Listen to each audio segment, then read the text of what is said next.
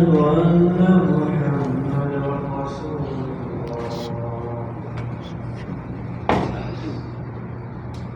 حي على الصلاة، حي على الصلاة، حي على الفلاح، حي على الفلاح.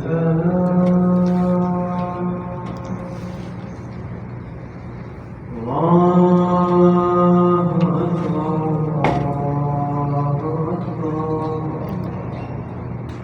لا إله إلا الله.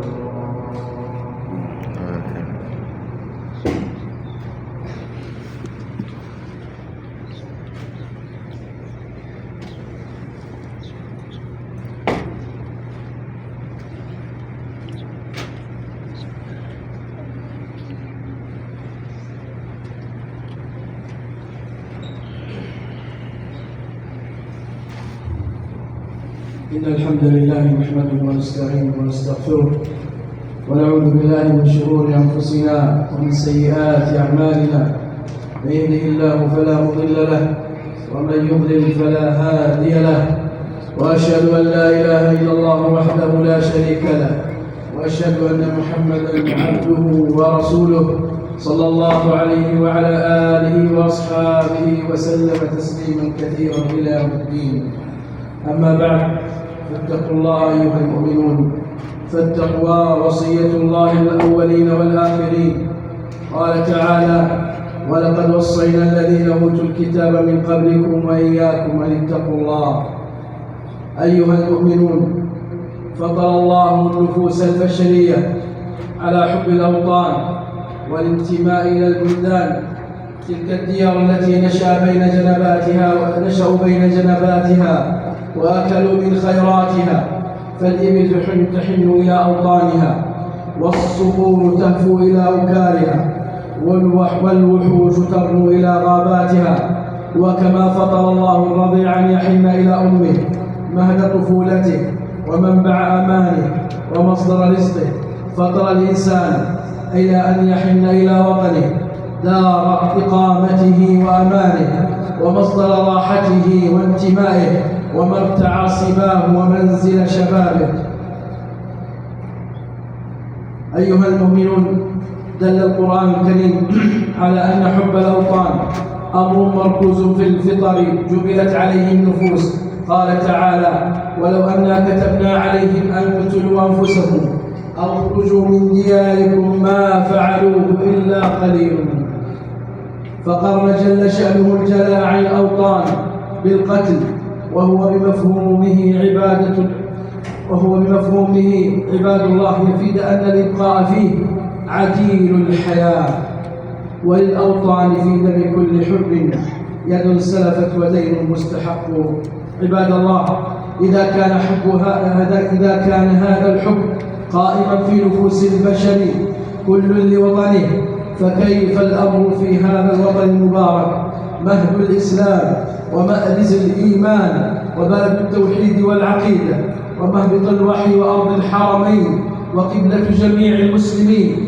ولقد من الله علينا ولله الحمد كله في هذه البلاد المباركة باجتماع الكلمة ووحدة الصف، واستخلف علينا ولاة أمور موحدين مصلحين، فكانت بلدنا قبلة للمسلمين ومنارة للعلم والدين.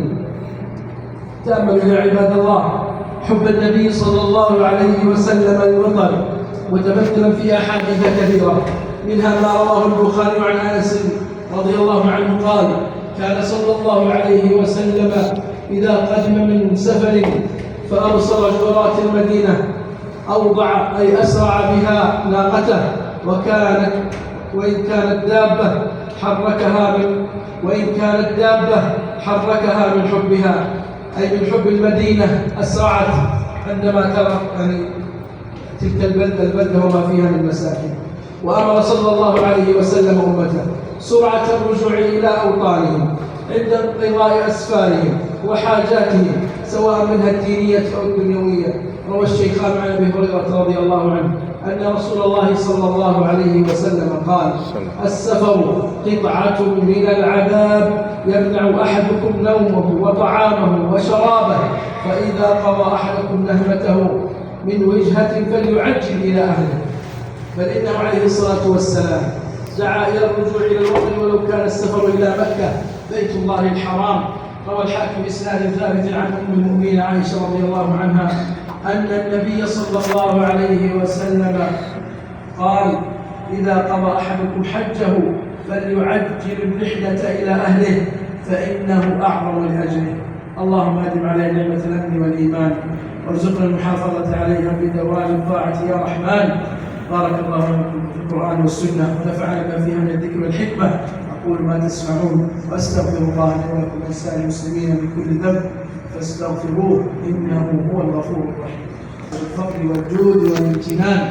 وأشهد أن لا إله إلا الله وحده لا شريك له، وأشهد أن محمدا عبده ورسوله صلى الله عليه وعلى آله وأصحابه وسلم تسليما كثيرا إلى يوم الدين. أما بعد، فإن خير الحديث كتاب الله، وخير الهدي هدي محمد صلى الله عليه وسلم، وشر الأمور محدثاتها، وكل محدث بدعة، وكل بدعة ضلالة، وكل ضلالة في النار. وعليكم بالجماعة فإن يد الله مع الجماعة. أيها المؤمنون، حب الوطن يكون بصلاح العقيدة وتحكيم الشريعة والأمر بالمعروف والنهي عن المنكر. قال تعالى: الذين إن مكناهم في الأرض أقاموا الصلاة وآتوا الزكاة وأمروا بالمعروف ونهوا عن المنكر ولله عاقبة الأمور. حب الوطن يكون بلزوم الجماعة والسمع والطاعة، إذ أن مصالح الأمة لا تتم إلا بجماعة، والجماعة لا تتم إلا بإمارة، والإمارة لا تقوم إلا على الوطن. حب الوطن أيها المؤمنون يكون بترك الذنوب والمعاصي والبعد عن البطل وكفران النعم. قال تعالى: ظهر الفساد في البر والبحر بما كسبت أيدي الناس ليذيقهم بعض الذي عملوا لعلهم يرجعون. حب الوطن يكون بالدعاء لولي الأمر، وهذا منهج أهل السنة والجماعة.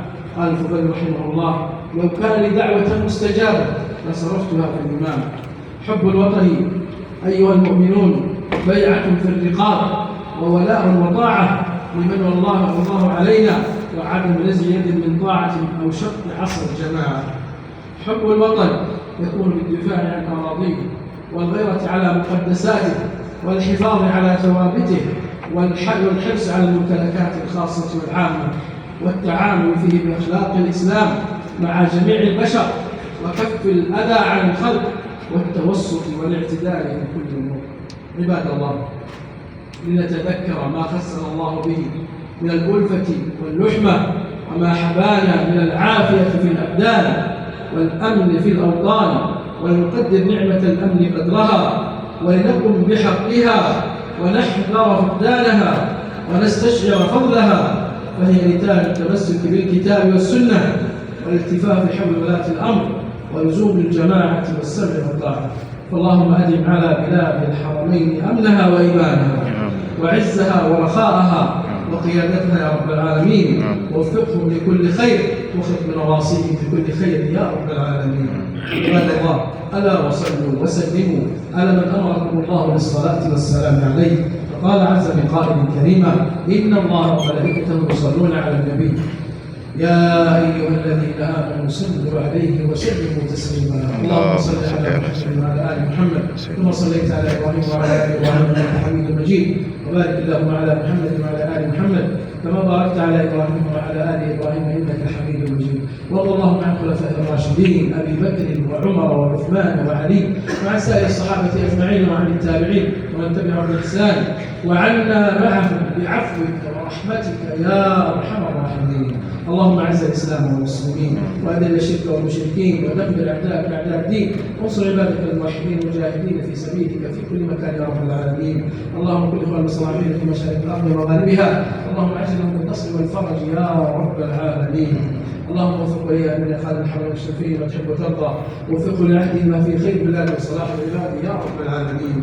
اللهم ربنا لا تدع ذنبا الا غفرته، ولا هما الا فرجته، ولا كربا الا نفسته، ولا دينا الا قضيته، ولا مريضا الا شفيته، ولا مبتلا الا عافيته، ولا اسيرا الا فككته، ولا ولدا الا اصلحته، ولا حاجه من حوائج الدنيا والاخره هي لك رضا ولنا فيها صلاح الا اعنتنا على قضائها ويسرتها لنا برحمتك يا ارحم الراحمين. اللهم اغفر للمسلمين والمسلمات والمؤمنين والمؤمنات الاحياء منهم والاموات برحمتك يا ارحم الراحمين. اللهم ربنا اصلح لنا ديننا الذي هو عصمه امرنا، واصلح الدنيا التي فيها معاشنا، واصلح الاخره التي فيها معادنا، واجعل الحياه زياده في كل خير، واجعل الموت راحه لنا من كل شر برحمتك يا ارحم الراحمين. ربنا ارزق قلوبنا بعد اذ هديتنا، وهب لنا من لدنك رحمه انك انت الوهاب. ربنا ظلمنا انفسنا وان لم تغفر لنا وترحمنا لنكونن من الخاسرين. ربنا اتنا في الدنيا حسنه